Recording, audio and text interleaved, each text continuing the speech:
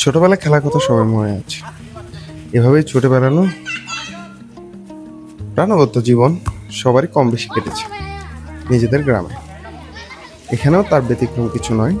সেই দিনগুলোর কথা এই কাদামাটির এবং ছেলেদের খেলা দেখে মনে পড়ে গেল। এটা সবারই হওয়ারই কথা। এই দিনগুলো আসলে ফিরে পাওয়ার মতো নয়। এখানে সবাই খুব মজা করে ফুটবল খেলছে।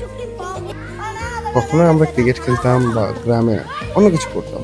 এই যে ছোটাছুটি, এটা এখন বারবার চাইলেও আর সম্ভব হয়ে ওঠে না। তো হঠাৎ করেই এমনই একটা জায়গার দেখা পেলাম বাড়ির কাছে। শহর মতোই সেখানে নিজেরাও নেমে গেলাম খেলতে। জায়গাটা যতটা শান্ত তার চেয়েও বেশি প্রাণবন্ত এই ছোটদের কারণে। এখানে একটু জায়গা পাওয়ার পর নিজেদের ফুটবল নিয়ে আসলো এবং খেলা শুরু করে দিল।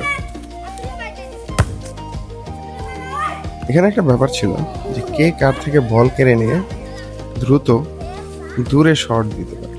কারণ হলো যদি দেরি করে তাহলে এই বল চলে যাবে ওর কাছ থেকে অন্যজনের কাছে। মানে একটা কারাকারির ভাব তো থাকে ছোটদের মধ্যে। এই একটা কিউরিয়াসিটি অথবা মানে একটা কিছু করার যে আগ্রহ, সেটা সবার মধ্যেই থাকে। যার কারণে এই জিনিসটা এখানে দেখা যাচ্ছিল। তোমার নিজেদের মধ্যে বন্ডিং থাকার কারণে একে অন্যকে এক প্রকার মেনেই খেলাধুলাটা তারা করছিল। মানে একটু সুশৃঙ্খল বলা যায়। মাঝে মধ্যে এটা থাকে না, কারণ ছোটরা এইটুকু দুষ্টামি তো করতেই পারে। তবে এটা একটা মসজিদের প্রাঙ্গণ, তো বাচ্চাদের জন্য এটা এখন একটা খেলার মাঠ। এখানে তারা পেনাল্টি প্র্যাকটিস করছে।